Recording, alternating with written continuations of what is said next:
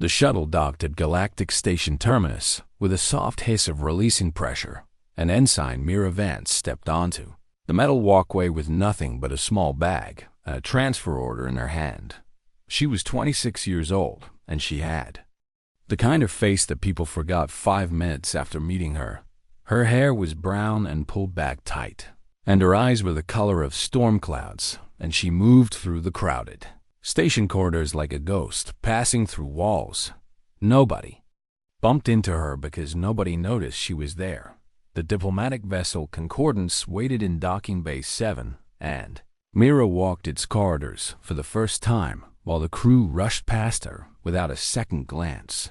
She found her quarters, and they were small and cramped and located in the lowest deck near the engine humming, and she set her bag on the thin mattress and did not complain. She never complained about anything. Captain Soren was a tall man with gray hair and tired eyes, and he barely looked at her transfer papers before signing them. Communications array, he said in a flat voice. Night shift mostly, and you report to Lieutenant Commander Patel, and welcome aboard. That was all he said to her. Myra nodded and left his office, and she did not expect anything more because she had learned long ago that people like her were furniture in rooms full of louder voices. The crew of the Concordance was a mixed group of species working together under the Galactic Cooperation Treaty. The Velthari were tall and thin with skin that glowed in patterns of light, and they communicated through colors and vibrations that hummed beneath human hearing. The Dorax were massive creatures with rocky hides and deep, rumbling voices that shook the deck plates when they laughed.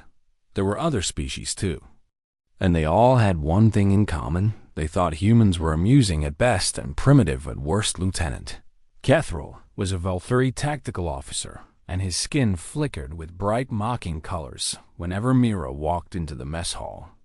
Look, he would say to his companions in a humming speech that the translation devices rendered flat and emotionless. The Silent One comes to feed again, and I wonder if she has learned any new words today. The Dorax engineers would rumble with laughter, and even some of the human crew members would smile and look away as if embarrassed to be the same species. Mira would take her food and sit alone in the corner and eat without looking up, and she would not respond to the jokes or laughter or the whispered comments that followed her everywhere. They called her the ghost and the mouse and the empty chair, and they made bets about whether she would speak more than 10 words in a single day. She rarely did what they did not understand was that silence was not weakness. Silence was a weapon that Myra had been sharpening her entire life. She worked her shifts in the communications bay, and it was a room filled with screens and blinking lights and the endless chatter of 1,000 signals passing through space. Most communication officers found the work boring, and they would let automated systems handle the monitoring while they read or played games or talked with friends. Mira did not do this. She listened to everything. She listened to the routine messages between ships and the administrative chatter from the station and the encrypted diplomatic channels that carried secrets wrapped in mathematical codes. She listened to the background noise that most people filtered out, and she found patterns in the static that others dismissed as meaningless, and she remembered everything she heard. The human brain was a remarkable thing, and Myra's brain was more remarkable than most. She had been tested as a child, and the doctors had used words like exceptional and unprecedented, and they had recommended her for advanced programs that might have changed her life. But those recommendations had been lost in the chaos of war and refugee processing and budget cuts, and Mira had grown up in crowded shelters where nobody cared about test scores. She had educated herself with stolen datapads and hacked library systems, and she had learned things that no academy would ever teach. She had learned that information was power, and that the person who controlled information controlled everything. 3 weeks into her assignment on the Concordance, something strange began appearing in the signal traffic. It was subtle and buried deep beneath layers of routine communication, and anyone else would have missed it entirely. But Mira did not miss things the Kethvari Hegemony had been humanity's enemy for 30 years, and the war had killed millions on both sides, and now there was a ceasefire and peace talks and diplomatic missions like this one. The Concordance was escorting a PMEA Hegemony delegation to Terminus Station, and everyone said this was a historic moment and a chance for lasting peace. Myra listened to the delegation's communications, and she heard words that meant nothing and static that meant everything. There were ghost signals hiding in the transmissions, and they pulsed in patterns that matched old hegemony military codes, and they spoke of things that peaceful diplomats should not be discussing. She did not report her suspicions yet. She had learned that nobody listened to suspicions from quiet girls who worked the night shift. She needed proof. So she worked through her shifts, and she smiled politely at the jokes. And she let them think she was nothing while she picked apart the hegemony encryption one layer at a time. Kethril stopped her in the corridor one evening, and his lights flickered with amusement. "I hear you have set a new record," he said.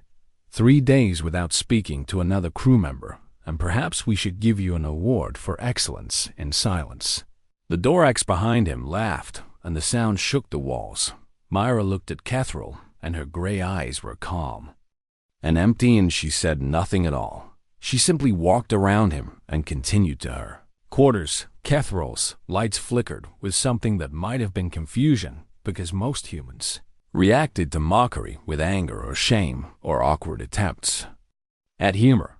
This one reacted with nothing, and that nothing should have worried him, but he was too busy laughing to notice. In her quarters that night, Myra sat in the darkness, and she thought about the patterns she had found and the secrets she was uncovering and the attack that was coming. Because she knew now that an attack was coming. She knew that the peace delegation was a lie, and that hegemony was planning something terrible, and millions of lives hung in the balance. And she knew that when she tried to warn people, they would not listen. They never listened to the quiet ones, but that was fine. Myra had spent her whole life being ignored and underestimated and dismissed. She had learned to work around people instead of through them. She had learned that the ones who laughed loudest were usually the ones who saw the least. And she had learned that when nobody expects anything from you, then nobody watches what you are doing. The crew of the Concordance thought she was a joke. They were about to discover that she was the punchline. The night shift on the Concordance was the loneliest time on the ship, and most crew members avoided it like a disease. The corridors were dim, and the engines hummed their endless song, and the only sounds were the soft beeping of automated systems doing their work in the darkness. Myra loved it. She sat in the communications bay surrounded by screens that glowed with data, streams and signal patterns, and she worked with a focus that bordered on obsession. The hegemony encryption had been difficult, but not impossible, and she had spent 3 weeks picking it apart piece by piece like a surgeon, cutting through layers of flesh to find a tumor, and now she had found it. The peace delegation was not what it appeared to be hidden within their diplomatic vessel was a viral payload designed to infect the defense systems of Terminus Station, and when activated it would lower the station shields and disable its weapons and open the doors to the largest human military installation in the sector. And waiting in a nearby nebula was a hegemony strike fleet with enough firepower to turn 4 million people into ash. The attack was scheduled for 0600 hours, 16 hours away. Myra stared at the data on her screen, and she felt her heart beating fast in her chest, and she understood that she was the only person in the galaxy who knew what was about to happen. She saved the evidence to 3 separate secure locations, and she stood up from her chair, and she walked to the bridge with purpose in her steps for the first time since she had boarded this ship. The night bridge crew was small and tired, and they looked at her with surprise when she entered. "I need to speak with Captain Sarn," Myra said. "It is an emergency."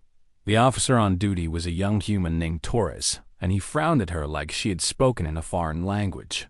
"The captain is asleep, and you can file a report through the system. Then someone will review it in the morning." "This cannot wait until morning," Myra said. "The hegemony delegation is planning an attack, and I have proof." Taurus stared at her for a long moment, and then he laughed. "The quiet one from communications," he said. "I did not even know you could form complete sentences, and now you are telling me you have uncovered an enemy conspiracy." "Yes. Go back to your station and file a report, and stop wasting my time." Mira felt something cold settle in her stomach, but she did not argue. She had expected this. She left the bridge and she went to the quarters of First Officer Chun, and she pressed the door chime and waited. Nobody answered. She pressed it again, and finally a sleepy voice came through the speaker. "What is it?" "Sir, I have discovered evidence of a hegemony plot to attack Terminus Station, and I need to show you immediately." There was a long pause. "Who is this?" "Ensign Vance from Communications." Another pause, even longer than the first. "File a report through official channels and stop bothering people in the middle of the night." The speaker clicked off. Mira stood in the corridor, and she breathed slowly, and she counted to 10 in her head. She went to Lieutenant Commander Patel, who was her direct supervisor, and she found him in the recreation room playing cards with 3 other officers. "Sir, I need to speak with you privately," Myra said. "It is urgent."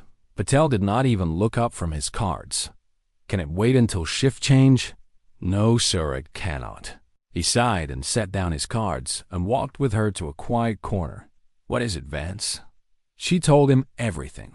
She told him about the ghost signals and the encrypted messages and the viral payload and the hidden fleet and the attack scheduled for 16 hours from now. Patel listened, and his face showed nothing. And when she finished, he crossed his arms. "Do you have proof?" "Yes, sir, I have the decoded transmissions and the fleet coordinates and the activation codes for the viral payload." "And where did you get authorization to decrypt?" "Hegemony Diplomatic Communications." Myra felt her stomach drop.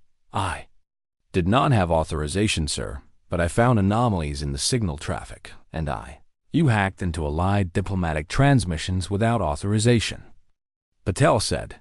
"Do you understand what kind of incident that could cause?" "Sir, if we do not act, millions of people will die." Patel shook his head slowly. "File an official report, and I will review it when I have time, and in the future, do not exceed your authority." He walked back to his card game. Myra stood alone in the corridor, and she understood now that no one was going to help her. She filed 17 reports through official channels, and she flagged them all as urgent and critical, and she watched them disappear into the system where they would sit in queues until someone bothered to look at them. By then, Terminus Station would be rubble and 4 million people would be dead. She walked back to her quarters, and she sat on her bed, and she stared at the wall. 14 hours until the attack. Nobody was listening. Nobody ever listened to the quiet girl. But Mira had not survived a childhood in refugee camps and a lifetime of being invisible by relying on other people. She had learned to solve her own problems. She had learned that asking for permission was a luxury that people like her could not afford. She stood up and she walked back to the communications bay, and she locked the door behind her, and she sat down at her console. If the chain of command would not stop this attack, then she would stop it herself. She pulled up the hegemony viral payload, and she studied its code, and she began to understand how it worked, and more importantly, how it could be turned against its creators. The payload was designed to infiltrate systems and take control and send information back to its masters. Mira smiled in the darkness. She could do the same thing. She began to write. Her fingers moved across the interface, and lines of code appeared on the screen, and she built something new from the bones of the hegemony weapon. She did not have authorization for what she was doing. She did not have support or backup or anyone who believed her. She had only herself and her skills and 14 hours to save 4 million lives.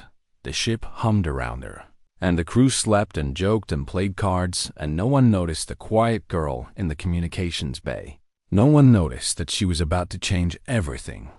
Mira worked through the night, and she did not rest, and she did not doubt, and she did Not stop, because this was what she had been training for her entire life.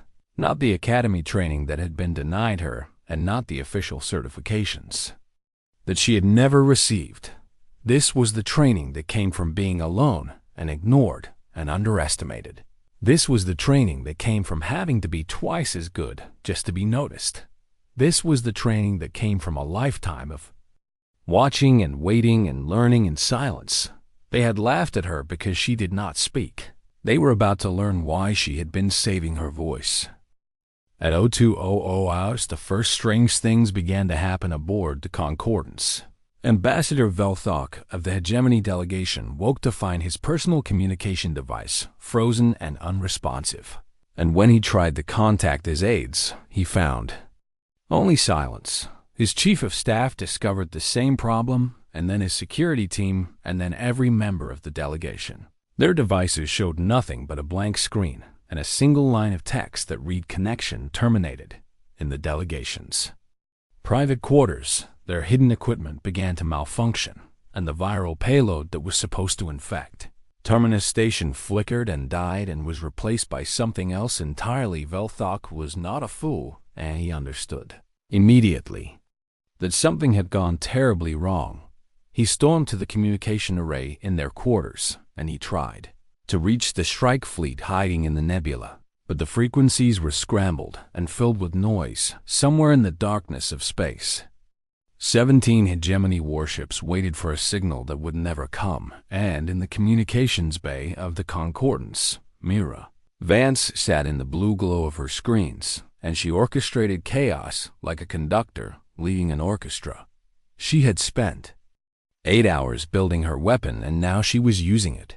The hegemony's own viral code had become her doorway into their systems, and she had walked through it like a ghost passing through walls. She was inside their ship's computers, and she was inside their fleet communications, and she was inside networks that the hegemony thought were completely secure. She found the strike fleet, and she found their command frequencies, and she began to send orders. The orders came from what appeared to be hegemony high command, and they were contradictory and confusing and designed to create maximum chaos. Fleet Commander Torvex received orders to advance immediately, and then orders to hold position, and then orders to scatter and retreat. And he did not know which ones were real. His captains reported the same confusion, and some began to move while others stayed still, and the careful formation that was supposed to deliver death to Terminus Station fell apart into a mess of ships going in different directions. Myra smiled and kept working.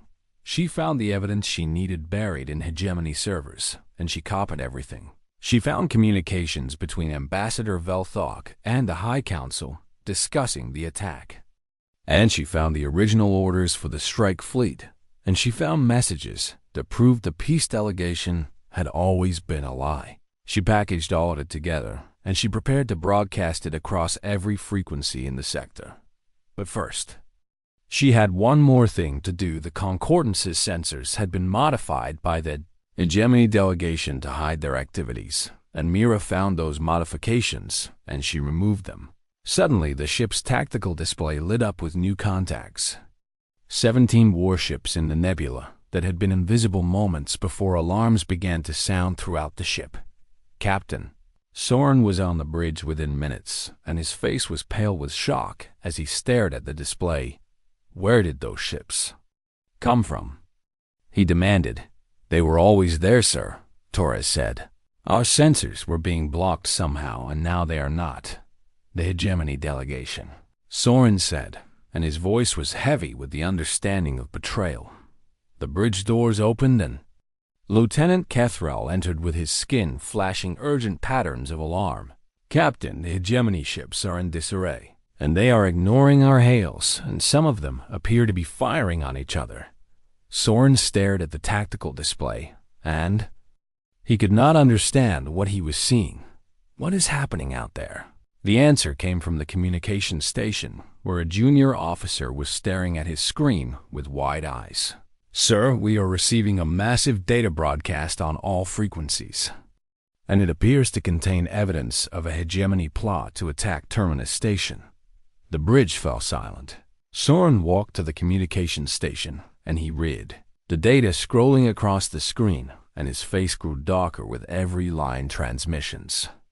Between the ambassador and the High Council attack plans and fleet positions and activation codes, everything needed to prove that the peace delegation had been planning genocide.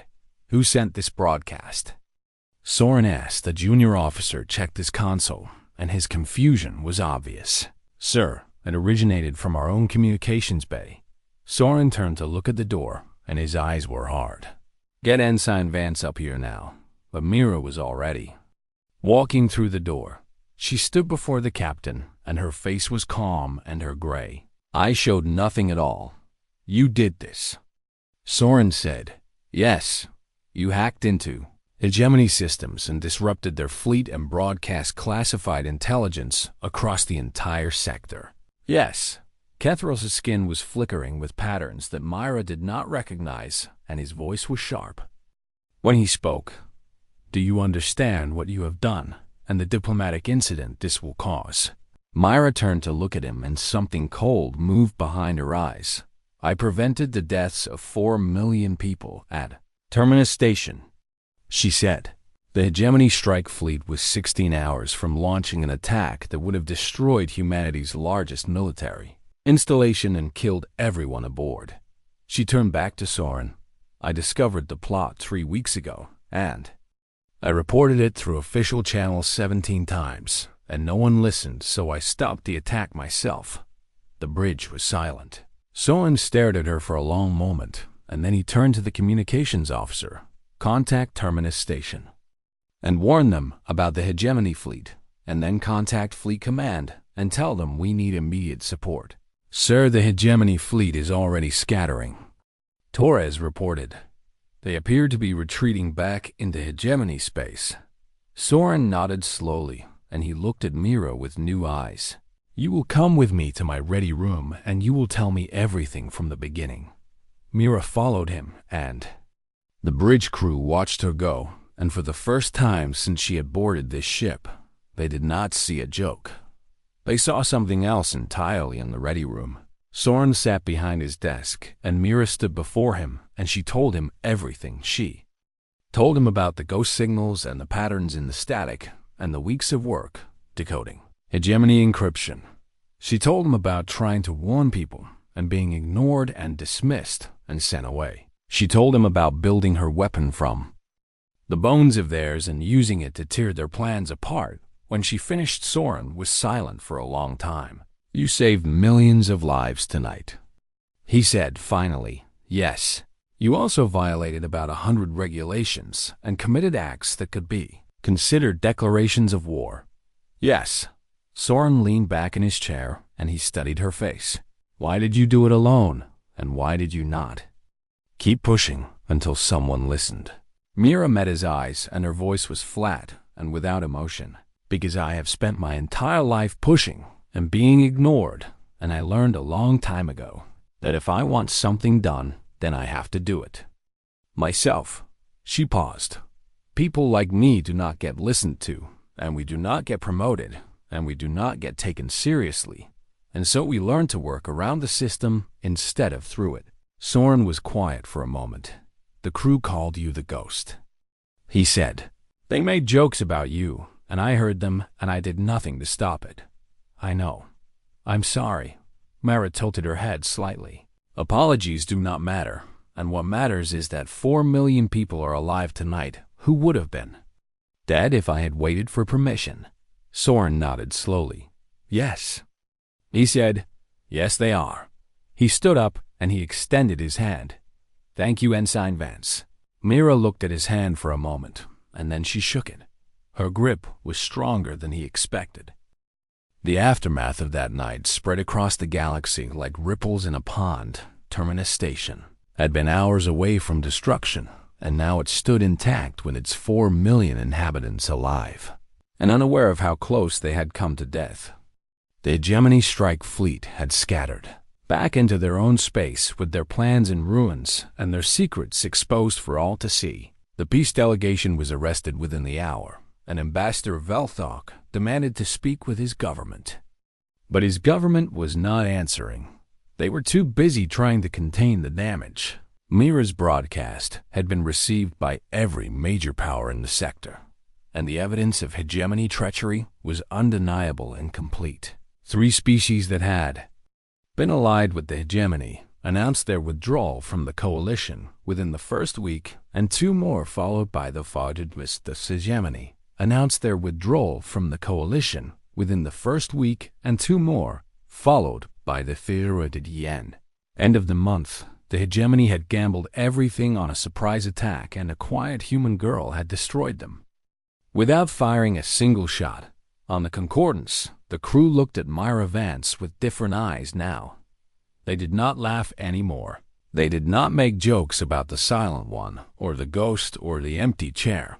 They watched her walk through the corridors, and they stepped aside to let her pass, and they spoke to her with a respect that bordered on fear. Mira noticed the change, and she did not care about it. She had never wanted their respect, and she had never needed their approval, and she was not going to pretend that their sudden change of heart meant anything. She continued to work her shifts, and she continued to listen to the signals, and she continued to do her job. But things were different now. Captain Soren had submitted a full report to Fleet Command, and the response had been immediate. A team of intelligence officers arrived at Terminus Station to debrief Mira, and their questions lasted for 3 days and covered everything from her childhood to her methods to her assessment of hegemony capabilities. They were impressed, and they did not hide it. You decoded military-grade hegemony encryption without any specialized equipment. One of them said, "Our best analysts have been working on that for years." Myra shrugged. "The equipment is just a tool, and the real work happens in the mind." The officer stared at her for a long moment. "Where did you learn to do this?"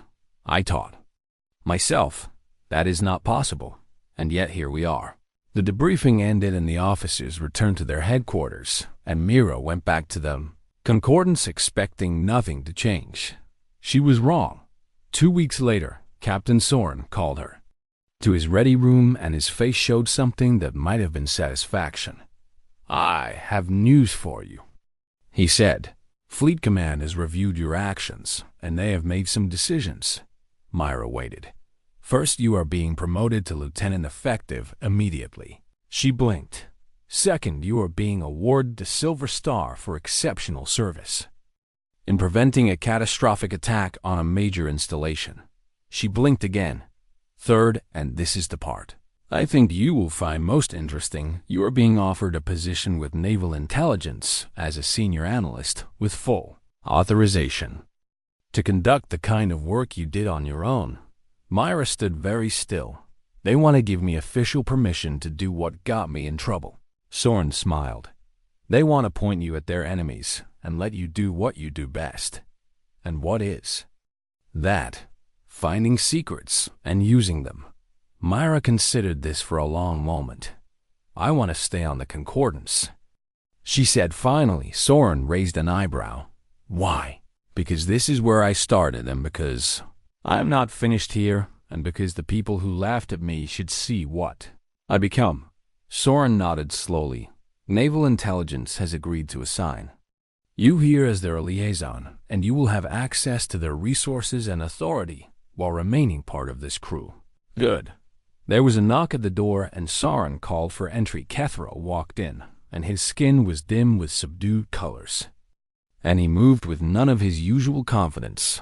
"Captain," he said, "I was told to report here." "Yes," Soren said. "Lieutenant Vance has something to say to you." Kethro turned to look at Mira, and his lights flickered with something that looked like shame.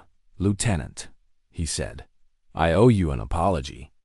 And I have owed it for a long time, and I was too proud to give it." Mira studied him with her gray eyes.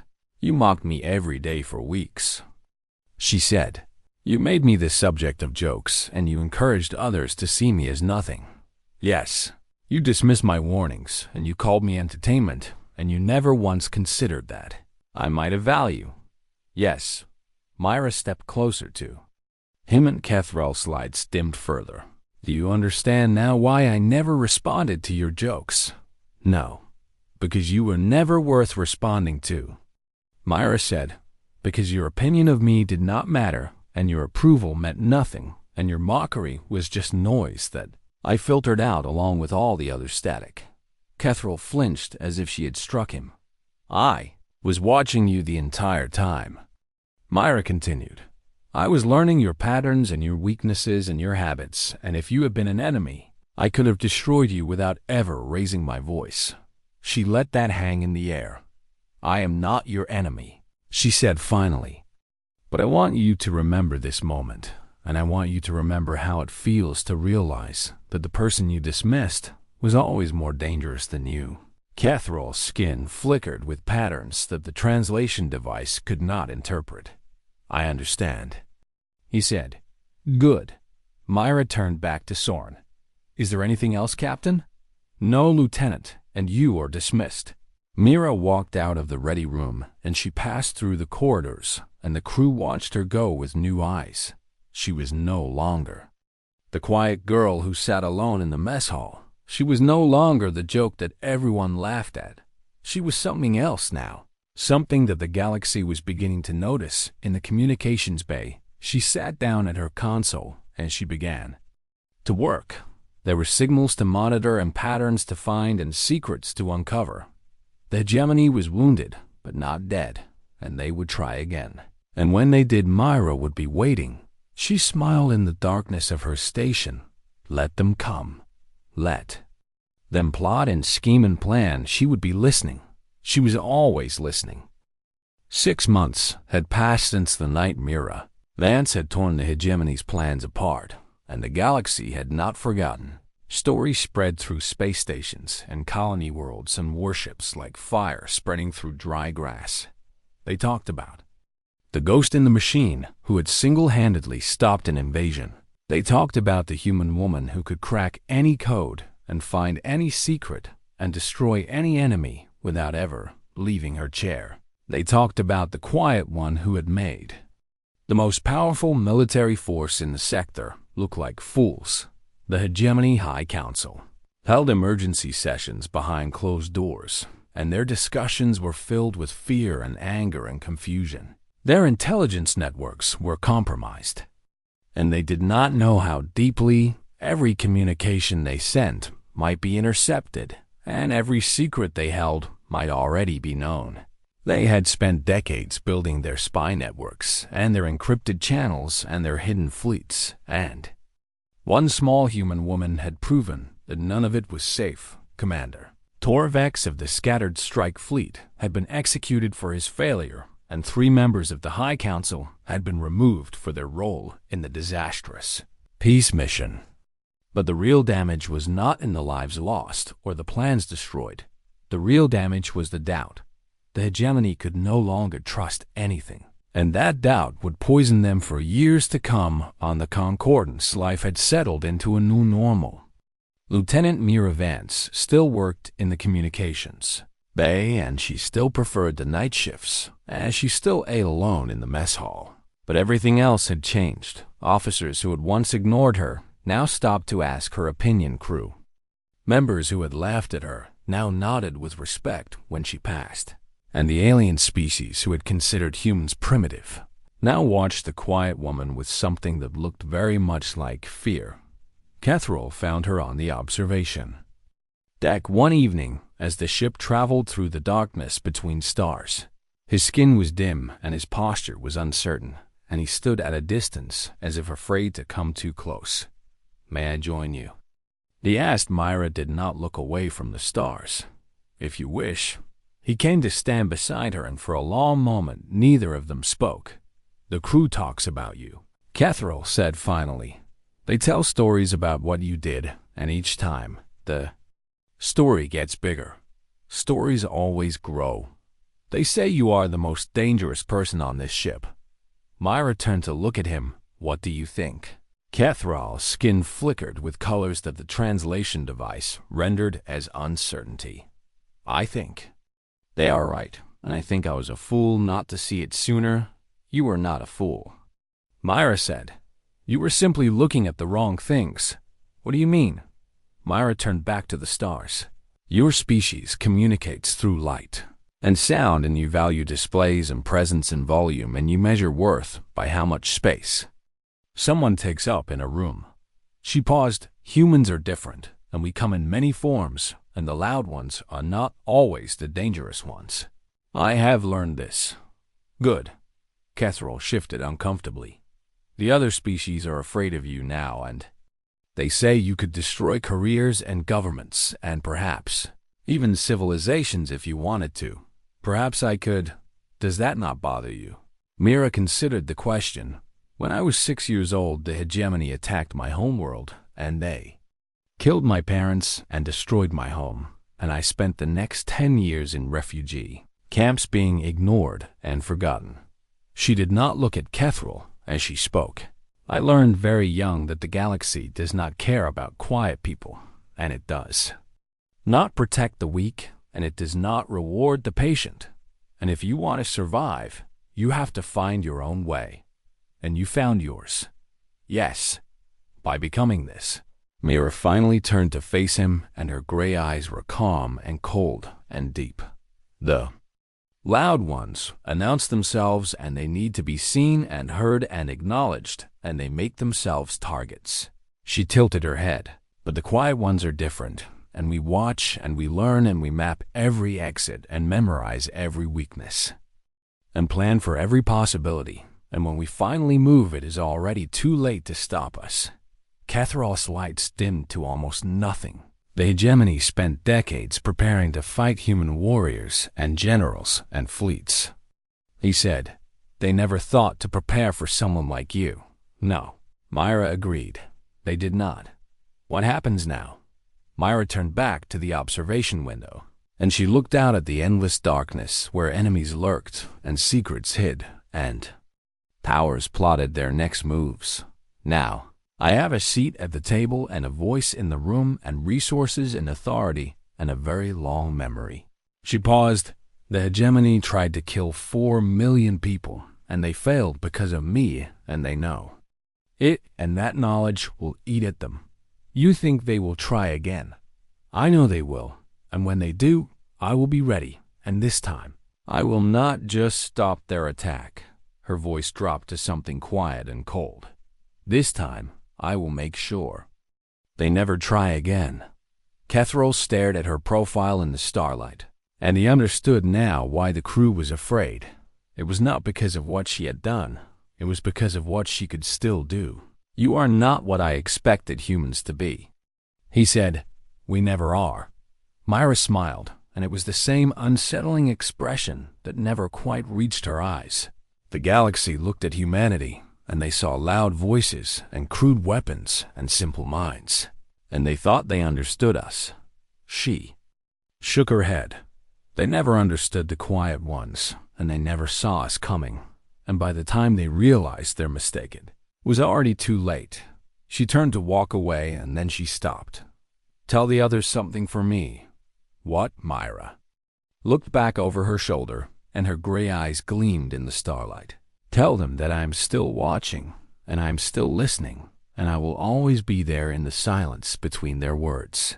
She walked away into the darkness of the ship. Catherall stood alone on the observation deck, and he stared out at the stars, and he thought about the small, quiet woman who had changed everything. She had been a joke once. Now she was something else. Now she was the thing that made powerful beings check the shadows before they spoke. Now she was the nightmare that the galaxy had not known to fear, and she was just getting started somewhere in the darkness of the communications bay. Myra Vance sat at her console, and she listened to the whispers of 1,000 signals passing through space. She heard secrets and lies and plans and fears. She heard everything, and she smiled. Let them fear the quiet ones. They should have been afraid all along.